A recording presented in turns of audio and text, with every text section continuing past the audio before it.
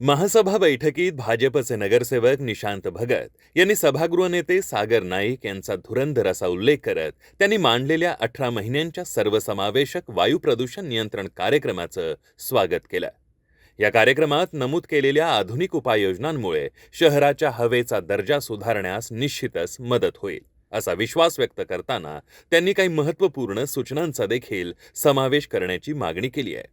यामध्ये निशांत भगत यांनी बांधकाम स्थळांवर मोठ्या प्रमाणावर वृक्ष लागवड करणं, बांधकाम प्रकरणांसाठी नवीन ग्रीन बफर नियमावली लागू करणं, महामार्गावर ग्रीन बॅरियर आणि सुरक्षा कवच उभारणं, तसंच ध्वनी प्रदूषण नियंत्रणासाठी वेळेच्या मर्यादा निश्चित करणं या सूचनांचा समावेश होता. या सर्व सूचनांचा कृती आराखड्यात समावेश करण्यात यावा अशी मागणी निशांत भगत यांनी यावेळेला केली.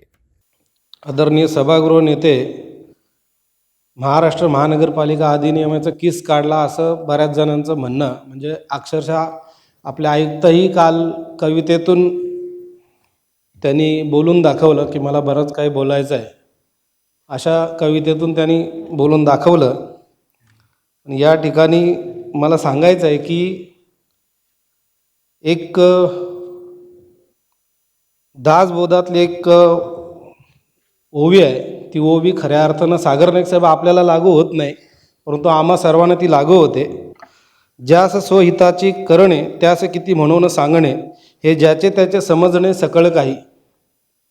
ही ओवी वाचून दाखवायचं कारण एकच आहे की आज सागर नाईक साहेबांनी, सभागृह नेत्यांनी अधिनियमावर न बोलता शहराच्या दृष्टिकोनातून शहराचं प्रदूषण वाढत आहे त्याबद्दल त्यांनी जो ठराव घेऊन आलेला आहे त्याच्याबद्दल आज प्रत्येकाच्या वॉर्डामध्ये जी परिस्थिती निर्माण झालेली आहे त्या परिस्थितीबद्दल जर विचार केला तर हा सागरजी नाईक साहेब यांनी आणलेल्या ठरावाबद्दल मी आत्ताच सध्या एक नवीन पिक्चर रिलीज झालेला आहे धुरंधर, आणि म्हणून सभागृह नेत्यांना मी धुरंधर ही उपमा या सभागृहाच्या माध्यमातून देऊ इच्छितो.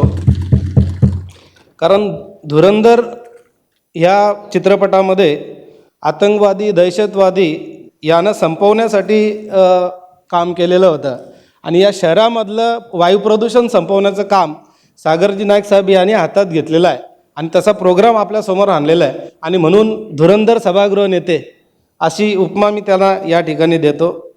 18 महिन्याच्या ह्या वायू प्रदूषणाच्या नियंत्रणाच्या कार्यक्रमामध्ये बऱ्याच गोष्टीचा उल्लेख त्याच्यामध्ये झालेला आहे.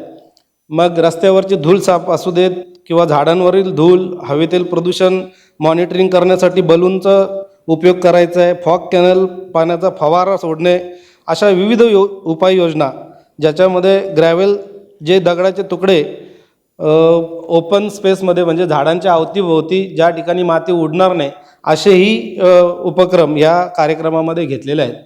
काही सूचना किंवा सुधारणा या ठिकाणी सुचवाव्याशा वाटत आहेत.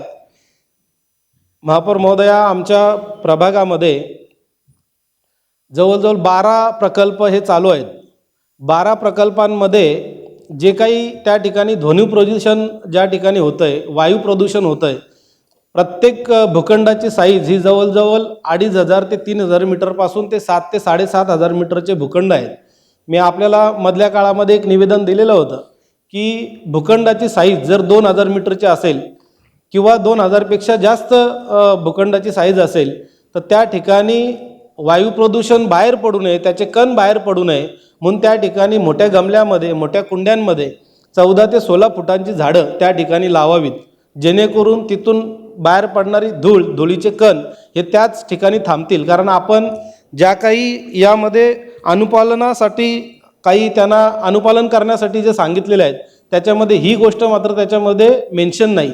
जसं आपण त्यांना आपण सांगत असतो की प्रत्येक गाडी त्या भूखंडामधून, त्या प्रकल्पामधून बाहेर पडताना त्याचे टायर धुतले पाहिजे, त्या भूखंडाच्या सीमेवर पत्रे लावले पाहिजे, नेट लावली पाहिजे. अशा परिस्थितीमध्ये हे जरी समजा अनुपालन आपण त्यांना सांगितले असेल तर त्याच्यामध्ये एक अनुपालन मी जसं सांगितलं त्या ठिकाणी 14 ते 16 फुटाची मोठी झाडं ही त्या ठिकाणी मेन्शन केली पाहिजे. त्यासोबतच एक आपला शहरामध्ये ज्या वेळेस आपण एंट्री करतो म्हणजे मग आपण वाशी टोलपासून ते बेलापूरपर्यंत असो किंवा ठाणे बेलापूर रोड असो, या ठिकाणी आपल्याला ग्रीन बॅरियर कसं उभं करता येईल, ग्रीन कव्हर प्लान आपल्याला नाव देऊन त्या ठिकाणी काम कसं करता येईल, जेणेकरून प्रत्येक सर्व्हिस रोडच्या किंवा हायवेच्या साईडला अशोकाचं झाड किंवा बांबूचं झाड त्या ठिकाणी लावून ती धूळ शहराच्या आतमध्ये जाणार नाही. जसं मी मागाशी उल्लेख केला की ग्रीन बॅरियर नाव देऊन तर तशी एक कल्पना आपण राबवून प्रत्येक हायवेच्या साईडला ग्रीन बॅरियरच्या नावाने अशोकाचं झाड किंवा बांबूचं झाड हे दोन झाडं का सुचवते की ते ऑक्सिजन खेचून घेतात, धूळ थांबू ठेवू शकतील आणि म्हणून त्या ठिकाणी या दोन झाडांचा उपयोग हे मुख्य रस्त्यांवरती जे हायवे असतील त्या ठिकाणी हे केले पाहिजे. त्यासोबतच मगाशी मी जसा उल्लेख केला की ध्वनी प्रदूषणाचा प्रकार म्हणजे माझ्या प्रभागामध्ये 4 सेक्टर असे आहेत, 16, 17, 18 आणि 19 या 4 सेक्टरमध्ये मगाशी मी उल्लेख केला जवळजवळ 12 प्रोजेक्ट चालू आहेत. त्यांच्या टायमिंगचं कुठलंही बंधन त्यांना नसल्यामुळं, वायू प्रदूषणाचा कंट्रोल नसल्यामुळं, प्रदूषण मंडळाचा त्या ठिकाणी कंट्रोल नसल्यामुळं त्या ठिकाणी ध्वनी प्रदूषण सकाळी 7 वाजताच काम चालू करतात आणि रात्रीपर्यंत उशिरापर्यंत चालू असतं आणि मग ध्वनी प्रदूषणही मोठ्या प्रमाणात त्या ठिकाणी होत आहे. आणि म्हणून या सगळ्या गोष्टी आपण एवढा 18 महिन्याचा कार्यक्रम ज्या ठिकाणी घेतला आहे त्यामध्ये काही सुधारणा ज्या मी सुचवलेल्या त्या याच्यामध्ये आपण सुधारणा सुचवत असताना ते याच्यामध्ये घेतलं पाहिजे अशी विनंती करतो. आणि पुन्हा एकदा या ठिकाणी हा कार्यक्रमाच्या माध्यमातून आपल्या शहरातलं प्रदूषण नियंत्रणात येईल अशी आशा बाळगतो आणि मी जे सुधारणा सुचवल्या त्या याच्यामध्ये आपण मेन्शन कराल अशी अपेक्षा करतो. धन्यवाद.